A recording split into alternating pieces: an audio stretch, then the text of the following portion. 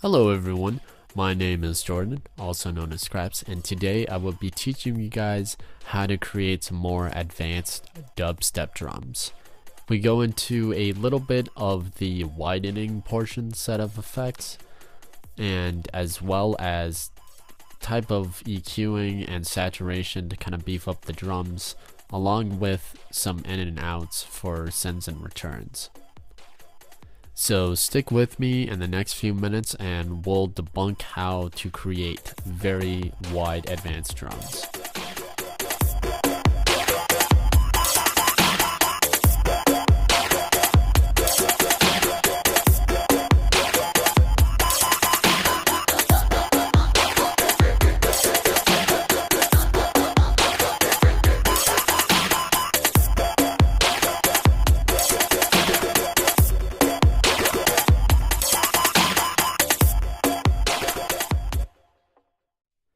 Alright, so the drum rack we're going to be messing with kind of contains some more samples, but these samples we want our samples to maintain some very eclectic sounds. So if you want to make your drums a little bit more heavy, you want to go for some of the bongos and congas and things like that.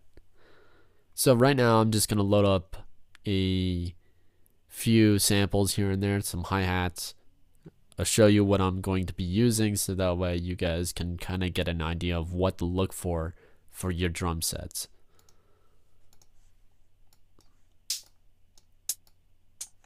Okay.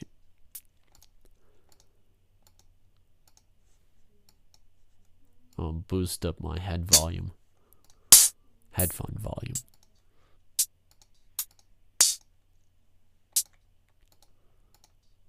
This high energy 1 and 2, this will be good for our hats. So I'm just going to rename those real quick. There's hat 1. Here is going to be hat 2. Low lovers, let's get that to be hat 3.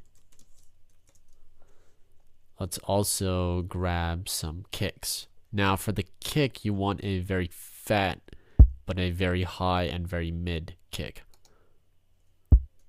That one is perfect for the lows. So I'm gonna call this low kick. Next,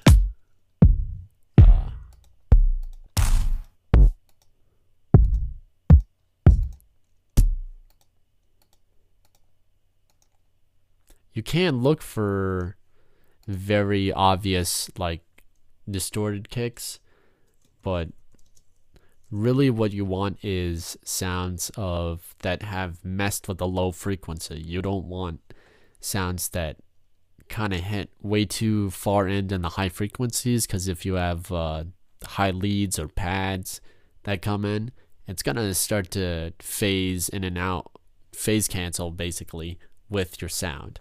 So that's a very tricky thing to accomplish with drums, unless you just filter everything out above a certain frequency. So next, we want to add a shaker. All About You, that's perfect. Call this shaker. You do Control R or Command R to rename it. Next, we're going to need some metallic.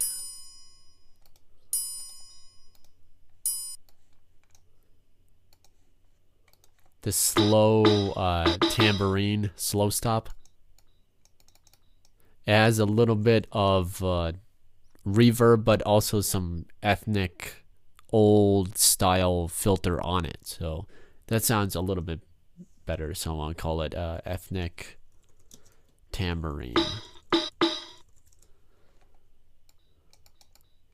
Okay. So now that we have things a little bit rocking back and forth, I want to use a snare, a very fat snare, very clunky and crunchy. Hidden Treasures will work.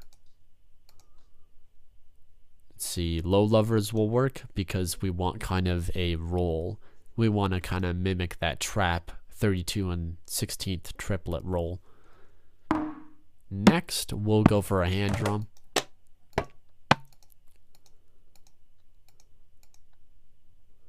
Sinister 8.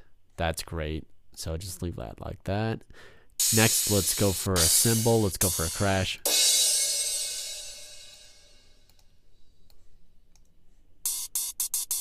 So that ride out. That sounds pretty good.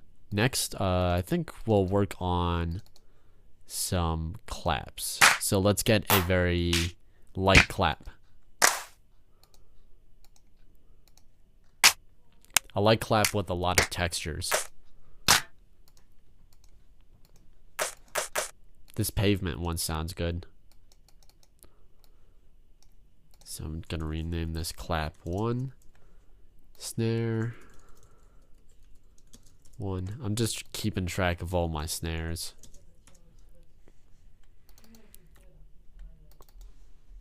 Okay, so one of the things we need to do is we need to set up our ins and outs. So I'm gonna go to my return.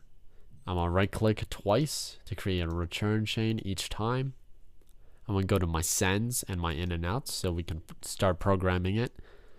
What I have set up so far in my racks is the first one is a basic reverb with a compressor, and my mouse delay is on my final return channel. So we're gonna set our first rack to our reverb. We can just call this verb. And for our second return train, we're gonna set that to mouse feedback. I'll just call this mouse. Next, now that we have pretty much everything taken care of with the in and outs, we're going to touch up on the sends when we start to build a drum pattern, so that way we can hear what it sounds like and we can start programming the echo and the reverb on that. So for now, I'm just going to close everything up and go to our low kick. And we're going to create a basic 3-bar loop. It's easier to measure things in 4s instead of 5s. Because 4s, a lot of things, 4 can go in a lot of things. It can be divided, it can times by itself, and you can find the square root of it. I mean, there's a lot of things. So, knowing that 4 is a good element, I'm going to basically just create a very easy dubstep loop, which is going to be every other major element. So like 1, 2, 3, 4. On every bar, we're basically going to have a double kick on the 1, 3. We're going to space those a little bit apart.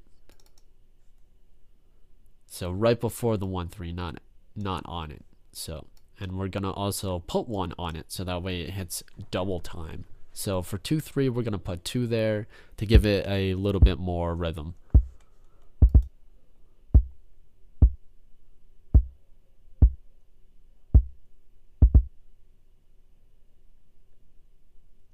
This is very basic, but it's very critical that you learn basically swing and where to place your elements within a drum rack. So to make things even easier, we're going to go to fourths. Now I'm going to put a clap and snare on every 1, 3, and I'm also going to alternate it. So the snare 1 and snare 2 on that 3, and for the final 3 we're going to take a hat and snare. But also for every 16th, if you want to be a little bit more creative, 16th triplet grid, you want to add your hats. You want to turn on headphone listening for this, so that way you can program your hats.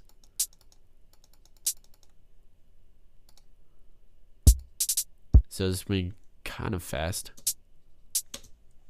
So if you keep that little,